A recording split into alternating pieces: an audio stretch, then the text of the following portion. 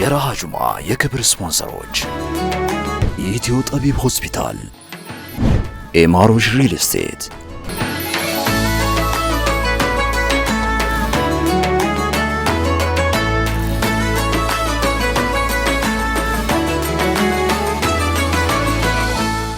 بسم الله الرحمن الرحيم الحمد لله رب العالمين والصلاة والسلام على أشرف الأنبياء والمرسلين نبينا محمد وعلى آله وصحبه أجمعين أما بعد فسلام الله عليكم ورحمة الله وبركاته ودنا يتكبراتشو يمبر تكاتايوش عندما كرماتشو على رها جمعة لين نجنيالن كانوا جمعة كانوا جمعة نو ساعات ደግሞ የረሃ ጁሙአ ፕሮግራማችን ነው አብራችሁን ከቆያችሁ ዛሬ የተለያዩ መሰናዶችን ይዘን መተናል ከዚህ ከስቱዲዮ ደግሞ ፉአድ አደምና አብዱራህማን ጣሂር እናንተን ያስተናገደን ቆይታ እናደርጋለን በድጋሚ እንኳን አደረሳችሁ ብለናል ያው ሶስተኛ ሳምንታዊ ኢዳችንም ስለሆነ አንደኛ ሳምንታዊ ኢዳችን ነው ለተደው ሙሐረምም 1448 ገብቷል ማሻአላ ለሱም እንኳን አደረሳችሁ ማለት እንፈልጋለን አየ የለም ዛሬ በሰላም ነው አዩብ ይጠይቃል መጨረሻ ላይ ይመጣል ወይም አይመጣም እንግዲህ እናያለን እስከ መጨረሻው እንጠብቀዋለን ያው ካንተ ነው የተማረው ነገሩ አንተ ነህ መቅረት ስለመርከው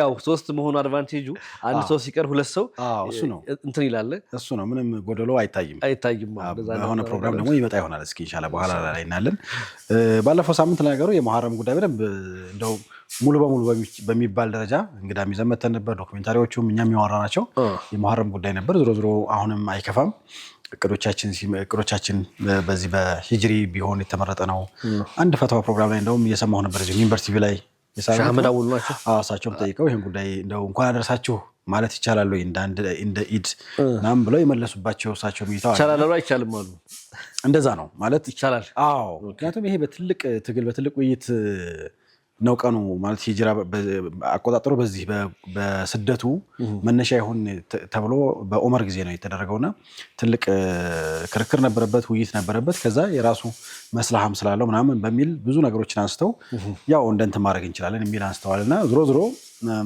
የኢስላማዊ ሴቶችን ማምጣትም ስለሚኖርብን በራሳችን በሴቶቻችን መኩራት ስለሚኖርብን የበድጋሚ እንኳን አደረሳችሁ ለማለት እንወዳለን እንደቆም ካልና አይቀር ከፍታ እንዴት ነህ ከፍታ ላይ መውጣት አሁን ሊፍት ዛፍ ላይ ፖል ላይ ወይ ደግሞ ብዙ አይደለም ደስ አይለኝ ትፈራለህ አሁን ከፍታ የሚባል ነገር በህይወት ከፍታን ትመኛለህ ከፍ ማለት ትፈልጋለህ እንጂ በሄ ተራራ ጫፍ ወጥቶ ቆርታች ማየት ለምሳሌ ህንጻ ላይ ምናምን እንዲህ መጥቻ ላይ ርቃለሁ ወደ ኋላ አፈከፍካለሁ ትንሽ የሚያዞረኝ ይመስለኛል እና ለመጠንቀቅ እሞክራለሁ እኔ ራሱ ለዛ ነው እንትን መወርቅ ይመስለኛል ወይ ደግሞ ቀድሜ መስለል ነው የሚፈልገው እንደው አላህ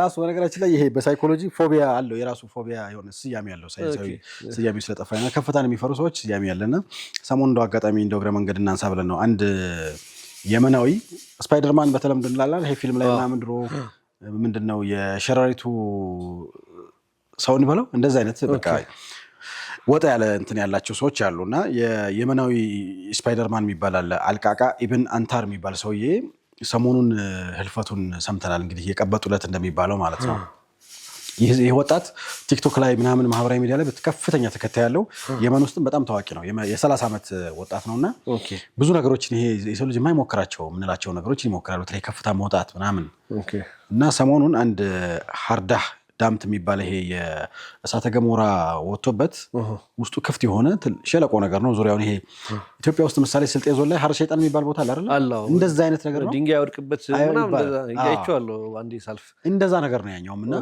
በእሳተ ገሞራ ምናምን የተቦረቦረ ትልቅ ጉድጓድ ነው 120 ሜትር ከፍታ አለው 120 ሜትር እና ዙሪያውን ይሄ ጉድጓዱን ዙሪያውን ልክ እንደ ሸራሪት ይሮጥበት ነበርና ብዙ በቀጥታ እንትን ይተላለፍ ነበር በቪዲዮ ይቀረጽ ነበርና ያን እየዞረ ምናምን ያልሆኑ በጥቃ ዩኒክ የሆኑ መደረግ የሌለባቸው ምንላቸው ወይ ደግሞ እንዴት የሰው ልጅ ያደርጋል የሚባሉ ነገሮችን ድርጊቶችን እያደረገ እየሮጠ ዙሪያውን መጨረሻ ላይ ጫፏ ላይ ሆኖ የገደሏ ጫፍ ላይ ሆኖ ተንጠልጥሎ ምናምን የሆነ ነገር ሾው እያደረገ ያለ ከጁ አመለጠው ማለት ነው ሱብሃንና 120 ሜትር ላይ ወደቀ ዘው ህይወቱ ሊያልፍ ይችላል ያው አንዳንዴ ከልጆቻችንም ራሱ አሁን ታዳጊ ልጆችም የሆነ ጉዳት ሲደርስባቸው እና ያለና እንደ ቀልድ ወጣው ሲመለሱ እኔ ትዝ ይለኛል አንድ ልጅ ኤሌመንታሪ ተማሪ ያለን ይሄ የጎል አለ ፖሉ ላይ ላይኛው ላይ ልክ እንደዚህ ገብተን በእጃችን ውስጥ እንገለበጥ የለ መጨረሻ ልክ ሁለት እጁን ይዞ አመለጠው ማለት ነው እና ተፈጠፈጠ።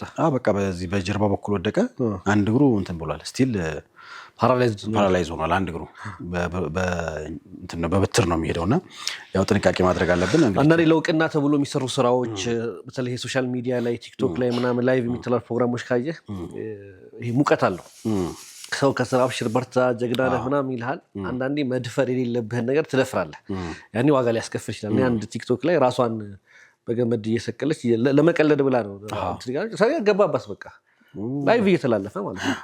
እንደው ተፍጨርጨራ ቤተሰብ ደርሶ ነው ምን ያደረጋቸው የተረፈችው። እና ይሄ ጥንቃቄ ይፈልጋል። እንዲያ ነገሮች በተለይ ተመልካቾች እናንተስ እንደው በተለይ እንዲህ አይነት ነገሮች ላይ እንዴት ናችሁ? ከፍታ ላይ ወይ ደግሞ ምን ትፈራላችሁ? እስኪ አሁን አንዳንድ ጊዜ በተለምዶ የሚደረጉ ነገሮች አሉ። ከፍታ ሊሆን ይችላል፣ ውሃ የሚፈራ ሰው አለ፣ መብራት በሌለበት የሚይዘው ሰው አለ። መብራት ራሱ ደግሞ ኦን እንኳን ሆኖ የማይዘው ሰውም አለ። አሉ እኮ አንዳንድ ሰዎች አሁን ቆጣሪ ሳያጠፉ ምናምን ገመድ የሚቀጣጥሉ ሰዎች አሉ። እኔ ደግሞ አሁን ጠፍቶ ሁሉ ይዘኛል። ሙያ ላይ እንዴት ነው? ሙያ ላይ በጣም ጎበዝ ነኝ። ቶርቡ ምናምን እንሰራዋለን። ይሄ ተደጋጋሚ ለባለሙያ ላለመክፈል በሚል ግን መብራት ጠፍቶ ራሱ በጨርቅ ምናምን እንትን እጄን ጠቅልዬ ነው የምሰራው። እንዲህ አይነት ነገር ላይ እስኪ ምን ትፈራላችሁ? ብዙ ጊዜ እንደው ይሄን ነገር በቃ መሞከር አልፈለግም የምትሉት ነገር ካለ ሀሳብ ትሰጡበታላችሁና ያው የአልቃቃ ኢብን አንተር ጉዳይ ይሄኛው ነው። ግን ጥንቃቄ ይፈልጋል። ህይወትህን ስትኖር መጠንቀቅ ያለብህ ነገር አለ። አንዳንዴ መድፈር ያለብህም ነገር አለ። እንደ ኢትዮጵያ ውስጥ ለምሳሌ ታለንታችን አናውቀውም። ምንድነው ታለንትህ ምንድነው እንትን ቢባል በጣም ፈሪ ትውልድ ስለሆንን አሁን ሌላው ዓለም ላይ እኮ ፋሚሊ ራሱ ይመለከታል። ይሄ ልጅ እንዲህ ነው የሚሆነው ዝንባሌህን ፍላጎትህን አይቶ ወደሆነ አቅጣጫ ይመራል። እኛ ጋር ካየ ተማር ነው በቃ የተማረ ወርቅ አርቅም ነው ተማር። ግን ያንተ ምናልባት ከትምህርቱ ይልቅ ስፖርተኛ ብትሆን ኳስ ተጫዋች ብትሆን ወይ ሌላ ነገር ብትሆን ምናልባት ህይወትህ ሊቀየር ይችላልና የዛ ፍርሃት አለ። እንደ ሀገር ብዙ ጊዜ የምታዘበው ልጆቻችንን ማበረታታት መደገፍ ምናምን እንትን አንለም። ሌላው ዓለም ላይ ደግሞ ኦቨር ሆኖ ይሄ ነገር በጣም ኦቨር ሆኖ በጣም መደፈር የሰው ልጅ መደፈር ይሄ ነገር እንዴት ይደፍረዋል የምትለውን ነገር ህይወቱን አደጋ ውስጥ የሚከት ማለት ነው። የሆነ ነገር ሳት ቢያደርገው አሁን ቃቃ ያልከው ሳት አደረገው ወደቀ። እንደዛ ነገር ጫፍ ጋር ሆኖ የመሞከር ነገር አለና ባላንስ ይሻላል። ባላንስ ጠብቀህ መሄድ ይሻላል። ይህን ፕሮግራም ስፖንሰር ያደረጉ ተቋማቶች አሉ። ከነዚህ ውስጥ ኢትዮ ጠቢብ ሆስፒታልን ይጋለ ህመማይን ከሆነ ነገር ግን የጤና እክል ካጋጠማችሁ በሙያው አንቱታን ባተረፉ ባለሙያዎችና ዘመኑ ባፈራቸው መሳሪያዎች ጤናዎትን እንመልሳለን ተብላችኋል። 7/24 ወይም ደግሞ በሳምንት እንግዲህ 24 ሰዓት የሚሰራው ኢትዮ ጠቢብ ሆስፒታል የሴቶች ጤና አገልግሎት ላይ ልዩ ትኩረት ይሰጣል።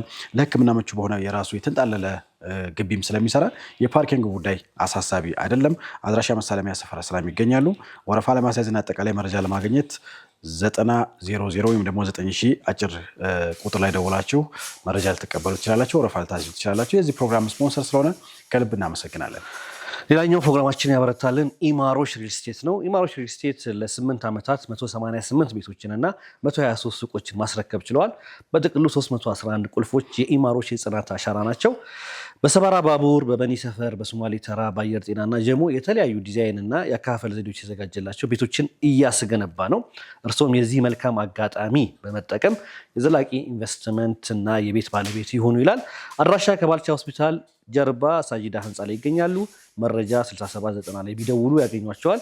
ኢማሮሽ ፕሮግራማችንን ስላበረታልን ከልብ እናመሰግናለን። እንግዲህ ሰሞኑን ተመልካቾቻችን እንደምናውቀው የአርሲ ላይ የተከሰተ አንድ ግጭት ነበረ ወይም ደግሞ ጥቃት እንበለው። ያን ተከትሎ እንግዲህ ብዙ ሁላችንም ማዝነን ነበረ። ሃይማኖት፣ እምነት፣ ብሔር ሳይባል የኢትዮጵያ ህዝብ አጠቃላይ በአርሲ በተከሰተው ጥቃት ላይ ብዙ ተቃውሞ ስናደርግ ነበረ። በሚዲያ ኦፊሻል ያው በተለይ እኛም ኡስታዞች ሁሉ ሳይቀሩ በፌስቡክ ፔጃቸው በተለያዩ ሚዲያዎች እየቀረቡ ጉዳዩን ሲያወግዙት ነበረ። ማንም ያው እንግዲህ የሁላችንም ጉዳይም ስለሆነ ሰው አንድም ሰው ካለ ምክንያት መሞትም ስለሌለበት ሁላችንም ተቃውመን ነበር። ያን ተከትሎ ግን የመጣው ነገሮች አሉ አይደል? ያው ተወርቶበታል። ረሃ ጅሙዓ እንግዲህ ምናልባት ጅሙዓ ቀን መተላለፉ የተወሰኑ እንግዲህ ነገሮች ብዙ ከተወሩ በኋላ ሊሆን ይችላል። ግን ነገሩ አሁንም እየገፋ መጥቷል። አይ ቲንክ አሁን ስቴጁ እነዛ ሙስሊሞች ናቸው ያን ነገር ያደረጉት የሚሉ በተለይ ውጭ ዓለም ላይ የሚኖሩ በሚዲያ የሚተዳደሩ እንበላቸው የዩቲዩብ ተቀላቢዎች እንበላቸውና ሙስሊሞችን ነው የፈረጁ ያሉትና ሞረፍ እነሱ ጉዳይ ላይ ብናወራበት በጣም ደስ ይለኛል። ግን ደስ የሚለው ከሆነ በኋላ ውሸቶች የተቀነባበሩ ቪዲዮዎች ነበሩ፣ የተቀነባበሩ ፎቶዎች ነበሩ፣ ድምጾች ነበሩ።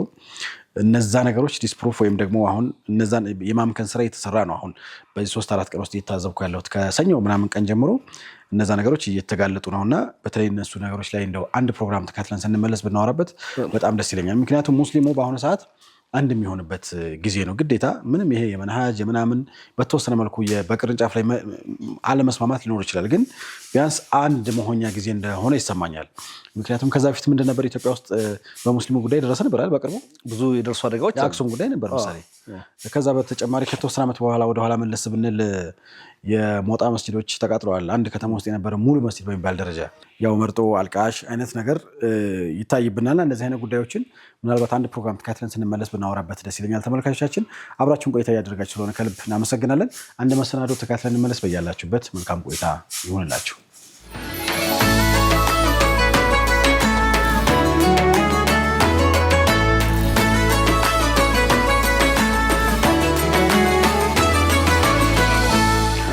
ተመልካቾቻችን እየተካተላችሁ የምትገኙት ሚንበር ቲቪ ነው። ፕሮግራሙ ደግሞ ረሃ ጅሙዓ ነው። አብራችሁን ቆይታ እያደረጋችሁ ስለሆነ ከልብ እናመሰግናለን። ፕሮግራማችን የታገኛችሁት ፏድ እንግዲህ ተመልሰናል። ቅድም ተወሰነ ጀመር እያደረግነው ነበር። ምናልባት ከአንድ ፕሮግራም በኋላ ተመልሰን ብናወራው ብለን ያሰብነው ጉዳይ አለ። የአርሲ ዞን ላይ በተከሰተው ጥቃት ብዙዎቻችን አዝነን ነበር። ከዛ በኋላ ግን ሙስሊሞች የተፈረጁበት ሁኔታ ደግሞ ይበልጥ ያሳዝናል። ብዙ ጊዜ ኢትዮጵያ ውስጥ መጨረሻ ተጠያቂው የሚሆነው ሙስሊሙ ነውና ምን ይመስለኛል እኔ ሁሉ ነገር ዞሮ እንደው ካልኩሌት ተደርጎም አንዳንድ ነገሮች የሚደረጉም ይመስለኛል መጨረሻ ላይ ወደ ሙስሊሙ ለመቀሰር ማለት ነው። እንግዲህ ኢትዮጵያ ውስጥ ብዙ ነገሮችን እያየን ነው። በተለይ ሶሻል ሚዲያ ላይ የሚወሩ ወሬዎችን ሁሉም ወገን እኔ በጥቅሉ መመክረው ለኢትዮጵያ ሕዝብ ለሙስሊሙም ለክርስቲያኑም የሚመጣው መረጃን በአጠቃላይ ዝም ብሎ መቀበል አለበት ብዬ አላምንም። ያን ነገር የማጣራት ነገር ምክንያቱም ከጀርባ ተልእኮ ያላቸው ሌላ ተልእኮ ያላቸው ድብቅ አጀንዳ ያላቸው አካሎች ሀገሪቷን ማስበጥበጥ የሚፈልጉ ስልጣን የሚፈልጉ አካሎች እዛው ኮርስ በርስ ባለስልጣኖች ጋር ቢጋጩ ጥሩ ነው፣ ግን ወደ ህዝቡ አውርደውት ህዝቡን መጠቀሚያ ማድረግ የሚፈልጉ አሉ። ስለዚህ እኔ መጀመሪያ አካባቢ ራሱ የአሩሲ ኬዝ ተነስቶ ጽሁፍ ሲበዛብኝ ምክንያቱም ቁርአን ምንድን ነው የሚለው ፈተበየኑ ነው የሚለው ምንም ነገር ሲመጣ አጣሩ ነው የሚለው እና ይሄ ነገር ግን እያልኩ እየፈራው ነበር። በኋላ ላይ ደግሞ ተገልብጦ መጥቶ ቅድም እንዳልከው አንተ ይሄ ነገር የተፈጠረ ሙስሊም የተገደለ ሙስሊም አለ፣ ጉዳዩ ሌላ ነው፣ የፖለቲካ ጉዳይ ነው፣ ከሃይማኖት ጋር የሚያገናኘው ነገር የለም ምናምን የሚል ዘገባዎችን እዛው ከአሩሲ አካባቢ ከሚኖሩ ነዋሪዎች ከክርስቲያኑም ከሙስሊሙ መሰማት ተጀመረ እና ጉዳዩ ፌክ እንደሆነ የፌክ ዜና እንደሆነ እየተሰማ መጣና ስለዚህ እኔ የመጀመሪያ እንደ ሙስሊም ቁርአን እንደሚያስተምረን ጉዳዩ ሲመጣ ማራገብ አለብን ብዬ አላምንም። እኔ ኡስታዞቹ በመፖስታቸውም አፉ በላይ ቅሬታ ነበረኝ። ይሄ ነገር ተቃውመን ነው አልኩ የመጀመሪያው። ምክንያቱም እርግጠኛ ናቸው ወይ ሰጋው። ምክንያቱም ኢትዮጵያ ውስጥ ያለ ሙስሊም እኔ ኢትዮጵያዊ ሙስሊም ነኝ። አሩሲ አካባቢ ባሌ አካባቢ ዘመድ አለኝ፣ አክስቴ አለች። ስሪታቸውን አውቃለሁ። በፍጹም ሰው በመግደል የሚያምን ኢትዮጵያዊ ሙስሊም የለም። አብሮ በመኗኗር ነው የሚያምነው። አብሮ በመብላት በመጠጣት በመኗኗር ነው የሚያምነው እንጂ ሌላውን አካል የማጥቃት ፍላጎት የለውም። በታሪኩም የለም። ይሄ የለም በታሪኩ ተገሏል። ሃይማኖቱ እንዲቀይር ተደርጓል። ሀገር ተሰዶ ሂዷል። የሚታወቅ ነው። የአፄ ዮሐንስ ታሪክ የሚታወቅ ነው። ሌሎችም አፄዎችን ታሪክ ማንሳት ይችላል። የተማርናቸው ነገሮች ናቸውና እንጂ የገደለበት ያሰቃየበት ነገር የለም። አትንኩኝ ብሎ ጥቃት ሲመጣበት ተከላክሎ ካልሆነ የዛሬ 200 ዓመት 300 ዓመት ምናምን ካልሆነ በስተቀር እንጂ የኢትዮጵያ ሙስሊም ጥቃት አድርሶ አያውቅም። በታሪኩ መስጊድ ይቃጠልበታል፣ አሰግድም ይባላል፣ በመሬት ላይ አትቀበርም ይባላል። እንዲህ ነገሮች እየተባለ ችሎ የኖረ ማህበረሰብ ነው። ይሄ ማህበረሰብ ወላሂ ጥቃት የሚሰነዝር ማህበረሰብ አይደለም። ግን የሌላውን በማቀነባበር በማምጣት ምናምን ነገር መጠቀሚያ ሊያደርጉት ይፈልጋሉና ይሄ ጥንቃቄ በጣም የሚፈልግ ጉዳይ ነው። እያየን ነው ዜናዎች። ቲሸርት ለብሰው ሻሂድ ይላል። ቲሸርቱን አይተከዋል። ሻሂድ ይላል። እዚህ ጋር ይሄን እንኳን መቀየር አልቻሉም፣ ምልክታቸውም ማለት ነው። ሻሂድ እነሱ ሻሂድ የሚለውን ፈልገው ነው። ሻሂድ ማለት ምስክር ማለት ነው። ምን ምስክር ናቸው? አሁን እነዚህ ሰዎች ተፈልገው መታሰር አለባቸው። ውጭ የሚኖሩትም ፖለቲከኞች ቅድም ያልኩ ቆንጆ ቃል ነው። የዩቲዩብ ተቀላቢዎች እኔ እንደው ወደ አእምሯቸው ቢመለሱ ሰው ቢሞት ቢያልቅ ህዝብ ቢጫረስ ምን ነው የሚጠቀሙት? እና ሰው መባን አለበት። ሙስሊሙ ክርስቲያን ወንድሞቻችንም ሙስሊሙ ማህበረሰብ ሌሎችም መባን አለባቸው። መንግስትም ጉዳዩን በትኩረት ማየት አለበት ብዬ አምናለሁ። በተለይ ደግሞ በመንግስት ደረጃ ማለት ያው የደህንነት ዘርፍ አለው አይደል መንግስት በራሱ እንዲህ አይነት ነገሮች አሁን በቸልተኝነት ስታየው ዝም ብሎ ሲለቀቁ ወይ በተለይ ደግሞ እርምጃ ወዲያውኑ መውሰድ ካልቻልክ የሆነ ጊዜ እንግዲህ እነ ሩዋንዳው ጉዳይ እኮ የማይከሰትበት ምክንያት የለም። ማህበረሰብ በሆነ መልኩ ያው ጥናት ይሰራል መንግስት የራሱ የሆነ መስሪያ ቤቶች ያሉት ይሄን ስራ የሚሰሩና ወዲያውኑ እርምጃ ተወስዶ መቀጣጫም ካልተደረገ ወይ ደግሞ እንደዚህ መረጃዎችን ወዲያውኑ ፊልተር አድርጎ ለማህበረሰቡ ወዲያውኑ ፊድ አድርጎ አቅጣጫው እንዲቀየር ካልተደረገ እንትን ነው። ከዛ በተጨማሪ ደግሞ እንደው ለክርስቲያኑ ማህበረሰባችንም እውነታውን ማሰብ ይፈልጋል። አብሮ ረጅም ዓመት ኖራል። ቅድም ስታነሳው ነበር አይደል እንዴ ጓደኞቻችን ጓደኛ አለን ሁላችንም አብረን ነው ትምህርት ቤት የምንማረው።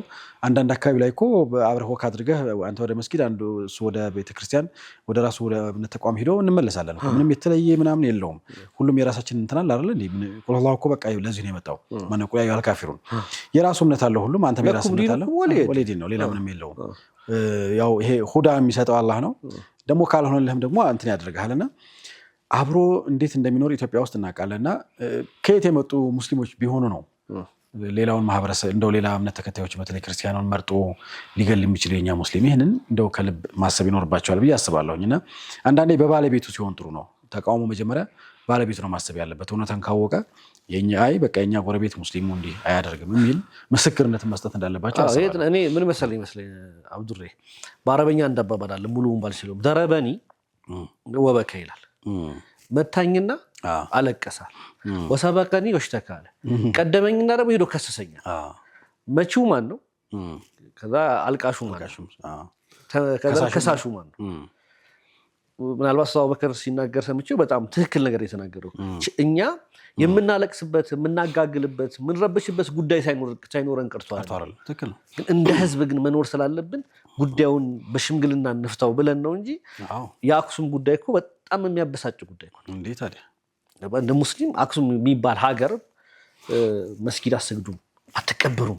እዛው አክሱም ውስጥ ለዘመናት የኖሩ ሰዎች ሌላ ሀገር የማያውቁ ሰዎች ይሄ ከዚህ በላይ ዙልምና በደል የለም። ኢድ ቀን አልሰገዱም። እንግዲህ አክሱም ጎንደር እኮ የጎዳና ፍጥር አታረጉም ተብሎ እኮ ሄደው ተገለዋል። ቀብር ላይ ተገለዋል። ጎንደር የምናውቀው ታሪክ ነው። በግልጽ የሚታይ ታሪክ ነው። የሞጣውን ታሪክ መስጊድ ሲቃጠል ህዝቡ ሁሉም የሚያውቀው ታሪክ ነው። እንደዛ ከመሆኑ ጋር እኛ ግን ወደ ጥቂት ወግ አጥባቂዎች ወይም ወደ ጥቂት ግለሰቦች ነው ጉዳዩን የወሰድነው እንጂ ወደ ሃይማኖት አትወስደው። ለመውሰድ ግን የሚያስመች በራል ግን አይደለም፣ እንደ ህዝብ አስፈላጊ አይደለም ከሚል አንጻር እኔ እዚህ ጋር የሙስሊም አመራሮችን ብስለት የታየበት ነው ብዬ ነው የማስበው። አመራሮቻችን ለሀገር አስበዋል ብዬ አስባለሁና ሌላውም አመራር ይሄን ጉዳይ በጥልቀት ማየት አለበት። ውስጡ ያለውን ሌላ ተልዕኮ ያለውን ሙስሊምና ክርስቲያኑ ማባላት የሚፈልገውን ሀገር ማፍረስ የሚፈልገውን ማውደም የሚፈልገውን መንጥሮ ማውጣት አለበት ብዬ አስባለሁ። ለሀገር ሰላም፣ ለሁላችንም ሰላም ሲባል ማለት ነው። በነገራችን ላይ የፖለቲካ ሳይንስ ባለሙያዎች የሚሉት አንድ ስርዓት ወይ ደግሞ መንግስት እንበለው በኢትዮጵያ ደረጃ ሲቀየር የተወሰነ ዓመት ያለመረጋጋት ነገሮች ይመጣሉ። የቀድሞ ቀድሞ ቦታ የነበራቸው ሰዎች የማኩረፍ ይኖራቸዋል። የፖለቲካ ሰዎች እንደዚህ ስልጣናቸውን ስላጡ ወዲያውኑ ነገሩ ላይረጋጋ ይችላል። ቆየ አላምኑም ቆየ 10 ዓመት ይሞላ በሆነ እኮ 10 ዓመት እና ያ ነገሮች አሉ። ግን በጣም ረዘመ። ሚዲያ ላይ ካላያችሁት የተወሰነ ነገር በጣም ብናጠራ ብዬ ነው። አሁን ይሄ ምናልባት ተመልካቾች ስክሪን ላይ የሚያዩት አንተም አይተዋል ብዬ አስባለሁ። ይሄ የቤተክርስቲያን ጉልላት ይዘው የሚሄዱት አለ። ያ የመጀመሪያ ዙር ላይ ይሄ የአርሲው ጥቃት ተከሰተ በተባለበት ጊዜ ቤተክርስቲያን ስደት ላይ ናት የሚል ርዕስ ነበር የተሰጠው። መጨረሻ ላይ ግን ሲሰማ እዛው አማራ ክልል ውስጥ አንድ ገጠር ውስጥ ያለ አዲስ እየተገነባ ያለ ቤተክርስቲያንን ሲጠናቀቅ ጉልላትን ወደዛ እየወሰዱ ያሉ ማህበረሰቦች እንደሆኑና እነዛው ማህበረሰቦች ራሱ ቪዲዮውን ሲያዩት እንደደነገጡና ትክክል እንዳልሆነ ራሳቸው መልስ እንደሰጡ ትክክለኛ ሰዎች ማለት ናቸው። ራሳቸው ያንን ጉልላት የተሸከሙና ማህበረሰቡ ያንን ጉዳይ የሚያውቁ ማህበረሰብ ረኛ ምንም አልተፈጠረብንም ብለው መልስ የሰጡና ሚዲያዎችም ላይ የቀረቡበት አጋጣሚ አለ አይቻለሁ። እኔ ዩቲዩብ ላይ ሰዎቹ ባይታዩም ግን በዚህ እንዲህ ተብሎ የኛ ጉዳይ ነው የአዲስ ቤተክርስቲያን አስገንብተን ይሆን እሱም ደግሞ ከዓመት በላይ ያለፈው ቪዲዮ ነበረ። ሌላው ቅድም ያልከው ይሄ ሻሂድ ቲሸርት ለብሰው ሻሂድ ሻሂዶቹ ሻሂድ የሚል ነገር የለም። የኛ የእስልምና ተርም ውስጥ ሻሂድ ማለት ምስክር ነው ሊሆን የሚችለው። እሱ ራሱ 2-3 አይነት ትርጓሜ ተሰጥቷል። አንደኛ የሆነ ግቢ ውስጥ የነበሩ ሙስሊሞች ናቸው ሙሉ በሙሉ በፎቶሾፕ እንደተቀየረ የሚያሳይ ኦሪጂናል ቪዲዮ ፎቶ ናቸዋለሁ። ፎቶ ኦኬ። እንደውም ጭራሽ ልብሳቸው ሁሉ በፎቶሾፕ ተቀይረ፣ አንዳንዶቹ አሁን ሸሚዝ እዚህ ጋር አሁን ነጭ ጺም የለበሱ በግራ በኩል የሚታየው ፎቶ ላይ እሱ የሆነ ሸሚዝ ነገር እንደለበሰም ያሳያል ምናምንና ያ ዘመን ነው፣ ሰው መጠንቀቅ አለበት።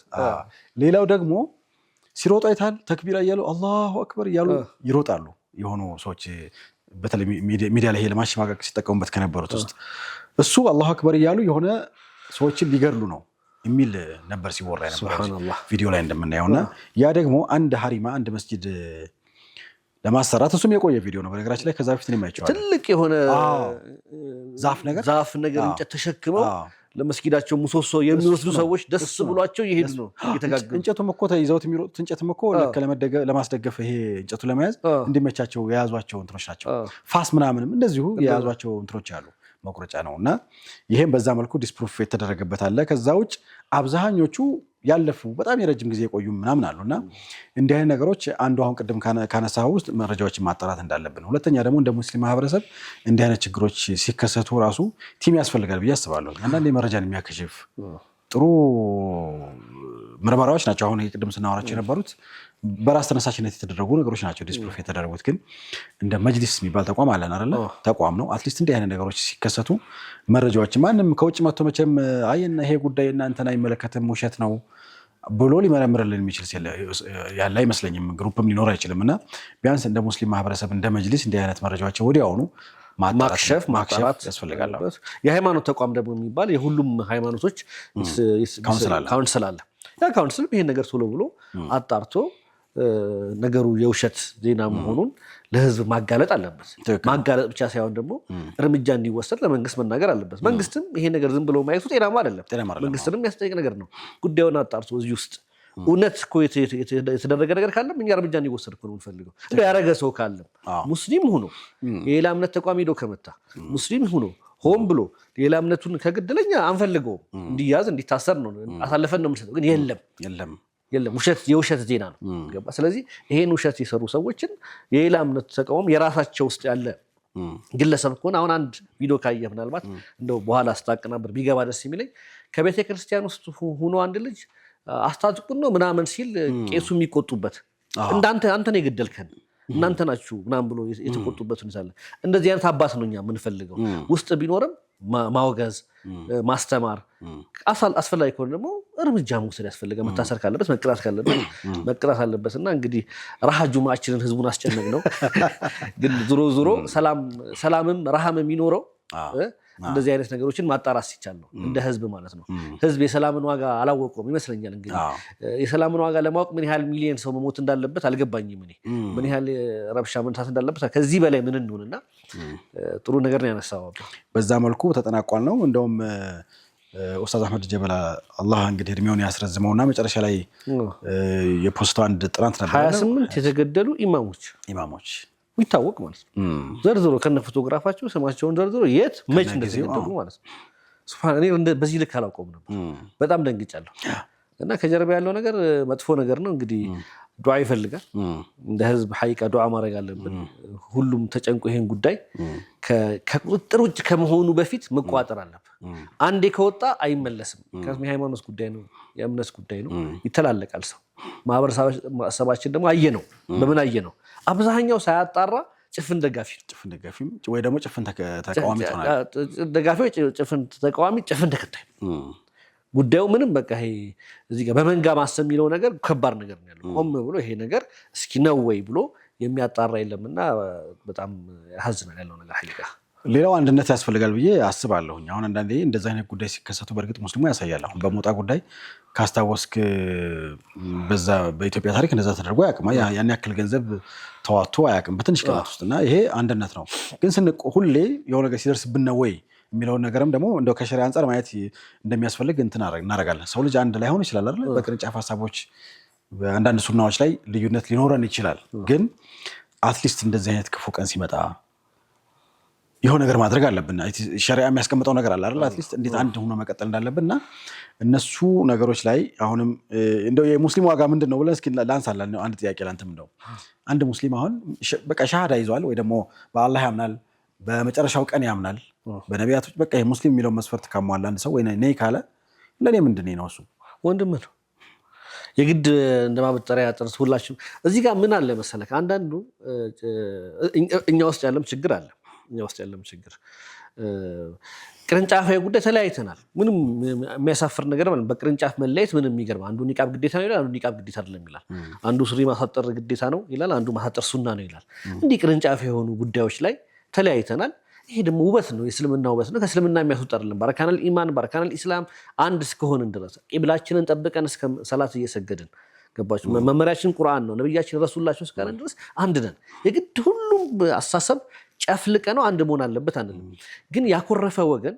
በመጅሊስን በምንም ኬዝ ያኮረፈ ወገን የሆነ ነገር ሲከሰት ያችን ካርድ ይሰባትና ፍትህ ላይ አይቆም አድል ላይ አይቆም ያችን ካርድ ስቦ እነዚህ በመምጣታቸው ነው እኛ እዛ ቦታ ላይ ብንኖር እንደዚህ አይነት ችግር አይፈጠርም አይነት ትርክት የሚፈጥሩ አንዳንድ ድክሞች አሉ ሀቂቃ ወላሂ በጣም ነው ማዝነው አኩርፈዋል እኮ አንተ ብታኮርፍም ግን ፍትሃዊ ግን መሆን አለበት ትክክል ነው ወንድምህ ላይም ቢሆን እኮ አባትህ ላይም ቢሆን እኮ እናትህ ላይ ስለምን ያስተማራን እኮ ፍትሃዊ ሁን ነው ገባ የራስ ወገን ቢሆን ስለዚህ የሆነን ከጀርባ አንተ የምትፈልገው የሆነ ስልጣን ወይ አጣውት የምትለው ነገር ስላለ የመጣውን ነገር በአጠቃላይ አሁን ያለው መጅሊስ ላይ አሁን ያለው አመራሮች ላይ ለጥፈ ይሄ ዙልም ነው ወላሂ አኺራ የለባቸውም እንዴ ሰዎች እኔ በጣም ነው ማዘነው በእንደዚህ አይነት ሰው ነው በጣም በእንትና ምክንያት የመጣ ይመስላል በሆነ አካል ምክንያት ነው አጣርተን እኮ ቆም አድርገን እሺ እነዚህ ሰዎች አሁን ከመኖራቸው በፊት የነበሩትን መጅሊሶች በፊት የነበሩትን ሂደት ታጣር ይሄ ነገር ነበር እኮ መገደሉ መታረዱ መሰቃየቱ ነበርና ለዚህ ይሄ ነገር ላይ ትንሽ ፍትሃዊ መሆንና አንድነት ያልከው ነገር ላይ አንድ መሆን ወደንም ጠላንም አንድ መሆን አለ ዶክተር ጀላን አላህ እድሜያቸውን ያስረዝምና አንድ የሚሉት ንግግር አለው ተሲሙ ቢሃቢላህ ጀሚዓን የሚለው ይሄ ቁርአን አንድ መሆን ይቻላል ስለሚቻል እኮ ነው ስለሚቻል ነው የታዘው ይሄ በቁርአን የመጣውና አንድም ማንሆንበት ምክንያት የለም የሚል በጣም የሚገርም ወርቃማ ንግግር አላቸው ከዛሬ ከተወሰነ ዓመት በፊት የተናገሩት ንግግር ነው አንድ መድረክ ላይና ምናልባት እንግዲህ ዛሬ ትንሽ ረሃጅሟን ረሃ አላረግነውም በወቀሳ አሳልፈነው ሊሆን ይችላል ግን ግዴታ አንዳንድ ጉዳዮች የሚዲያም ተግባር ደግሞ አንዳንዴ መረጃዎችን አጣርቶ ማቅረብም ስለሆነ ዛሬ ቆይታ አድርገናል እዚህኛው አጀንዳ ላይ ይህም ፕሮግራም ስፖንሰር ያደረጉ ተቋማቶች አሉ ኢትዮ ጠቢብ ሆስፒታልና ኤማሮሽ ሪል ስቴት ናቸው ሁለቱንም ስፖንሰሮቻችንን ከልብ እናመሰግናለን ወደ ሌላ መሰናዶ ደግሞ ተካትለን እንሂድና ተመልሰን እንመጣለን ተመልካቾቻችን አብራችሁን ቆይታ እያደረጋችሁ ስለሆነ ከልብ እናመሰግናለን በያላችሁበት መልካም ቆይታ ይሁንላችሁ